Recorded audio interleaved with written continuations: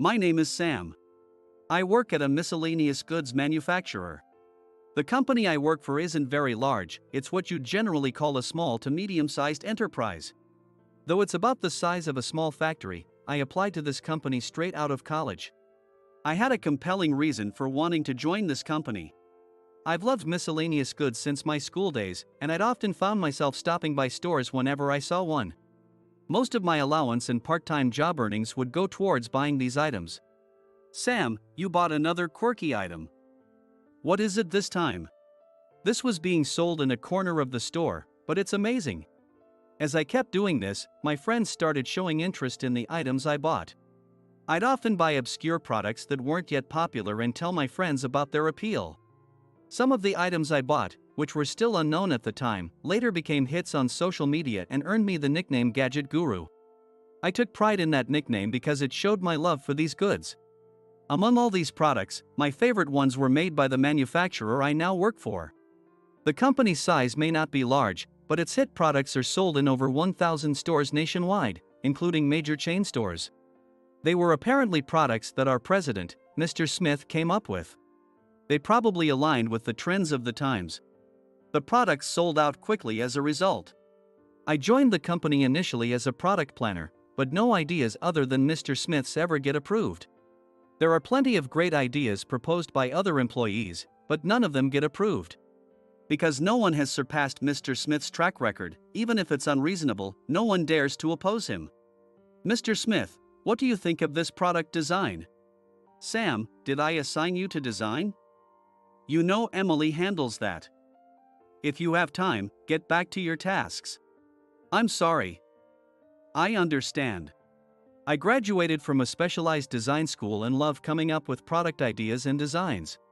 But no matter how much I appeal to Mr. Smith, I never get the chance. There's a veteran woman named Emily in the company who handles all the designs as per Mr. Smith's instructions. Emily is a gentle older woman with great skills. She's excellent at bringing Mr. Smith's ideas to life. I often talk with Emily during breaks, and we enjoy brainstorming design ideas together. I wish we could work together, Sam, but Mr. Smith is a bit stubborn. It's a shame you're doing picking work just because you're a guy. Even though you love to design. Yeah, but I'll keep trying so that one day we can work together. That's the spirit. I'm rooting for you. As Emily said, I'm not allowed to do any planning or design work. Instead, I focus on shipping, picking tasks, and sales support. Even though I joined as a planner and salesperson, I can't give up hope that someday I'll get a chance. Every night, I go home and work on product designs, carrying them around in my work bag. However, none of my submissions have ever been accepted, nor even looked at. Amidst these repetitive days, my friends from design school invited me to a gathering, and we met up for drinks on a weekend. I spent days working on a design, only for it to get rejected. It's disheartening after all that effort. I kept revising and resubmitting mine, and it finally got accepted. You just have to keep pushing. Such conversations were common. My friends, now at different companies, seemed busy but fulfilled. Sam, how about you? You looked so happy when you got that job offer. I'm doing all right, I guess. Unable to say that I'm not doing what I want, I down my drink to cover up. I felt out of place being there. When I got hired by a company that makes my favorite products, I was overjoyed to the point of tears. My friends here today celebrated with me when I received the job offer from my first choice company. But my current reality is far from the ideal life I had envisioned.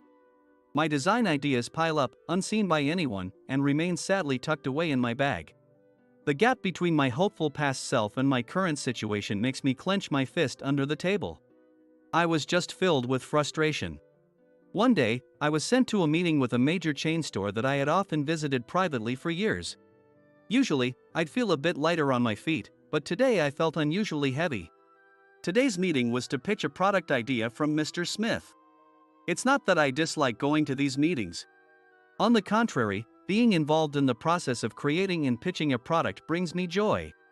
Previously, I had taken one of Mr. Smith's ideas to a meeting, but his taste is quite unique and often not very good. However, since it was his idea, no one could challenge or even suggest alternatives. Even when I took such products to meetings, The buyer's reactions were always negative. When I returned to the company to report this, Mr. Smith would get very upset. My product is undoubtedly great. Isn't it your fault that it didn't get accepted? With all due respect, Mr. Smith, while this product is in line with current trends, by the time it's produced and on the market, the trend might have shifted and there would be no demand. Are you saying my product is bad? Sam, since when did you think you could offer opinions to me? If you have time to come up with uncreative designs, you should work on improving your sales skills. Mr. Smith's sharp gaze only intensified at my words. Since then, he started targeting me. Even when I submitted requested documents, he wouldn't look at them and would demand revisions, finding fault with everything I did. He'd assign me unnecessary tasks, sometimes giving me more work than I could finish in a day, leading to late nights. I tried to appeal to him about this. Mr. Smith, it's really tough to finish this by the end of the day. You're just incompetent. If you can't finish it, stay late and get it done. He never listened to my pleas. Emily, the design specialist, was also concerned for me. But even she couldn't stand up to Mr. Smith. Eventually, I lost my brakes and no longer had time to talk with her. When I stepped out of the company, the fresh air was a relief. But I didn't feel optimistic about today's meeting and was quickly overcome with a sense of dread. I decided to take a shortcut through a one-way street. With fewer cars and traffic lights, and hardly any people, I thought it might help clear my head. Just then, a loud crash behind me made me turn around. A car had collided with a telephone pole.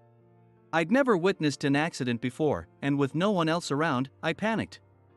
But when I saw no one emerging from the car, I ran towards it. I couldn't see the driver's face due to the airbags, but I saw a woman slumped over in the driver's seat. I checked the back seat and found she was the only one in the car. I immediately opened the door and spoke to her. "Are you okay? Can you hear me?" She slowly raised herself and responded, "I'm okay." I blacked out while driving. Relieved that she was conscious, I sighed. I should call the police, but I can't find my phone." She seemed disoriented, likely from the accident. I quickly reassured her. "It's okay. I'll call the police. Here, have some water, I haven't opened it yet. It'll help you calm down." I handed her the water I had bought earlier, and since I was the only witness, I called the police and an ambulance from my phone. She seemed calmer by the time I finished the call and bowed deeply to me. "Thank you for helping me. My name is Natalie. I think I was sleep deprived from working on a college report. Thank you for everything. May I ask your name?" Natalie seemed to be a college student, and I couldn't just leave her alone, so I introduced myself. "I'm glad you're okay, Natalie. I'm Sam. Sorry, I need to make a quick work call while we wait for the police." She nodded emphatically and said, "That's fine." So I called the client I was supposed to meet. After explaining the situation, they understood and agreed to reschedule. Next, I called my company, and the receptionist connected me to Mr. Smith. "Mr. Smith, I'm sorry. I encountered an accident on my way to the meeting and am currently waiting for the police. I've explained the situation to the client, and they've agreed to reschedule. Given the circumstances, it might take me some time to return to the office." After explaining the situation concisely, an unexpected response came through the phone. "Sam, are you kidding me? Do you realize how much revenue this meeting could generate? Being late because of an accident you encountered? Rescheduling without permission is unacceptable. You should have ignored the accident." "But Mr. Smith, I couldn't just ignore someone in need. That's inhumane." Despite my attempt to reason, he had no intention of listening and shouted over me, "I won't tolerate lateness. You're fired." His voice was deafening, and with a loud click, the call ended abruptly. In an instant, I found myself unemployed. Fired. Staring blankly at the silent phone, I was stunned. Natalie, who had witnessed everything, approached with a worried expression. "I'm sorry, I overheard the call. It's my fault, isn't it?" Her eyes were filled with tears as she apologized. "No, it's not a problem at all. Leaving someone in need would be the real issue. I tried to smile reassuringly as I spoke to her. The conflict with Mr. Smith had been ongoing, and he had been targeting me ever since our earlier disputes. Given the situation, this might actually be a good opportunity to move on. Staying in that company wouldn't let me do what I truly wanted. Natalie seemed to think my words were just to make her feel better. I'm really sorry that you got caught up in my accident. She bowed deeply again and, after a brief moment, took out her phone to make a call. Dad, it's Natalie. I was in an accident. It seemed she was calling her parents. Not wanting to eavesdrop, I considered stepping away, but the police arrived and began their investigation. By then, Natalie had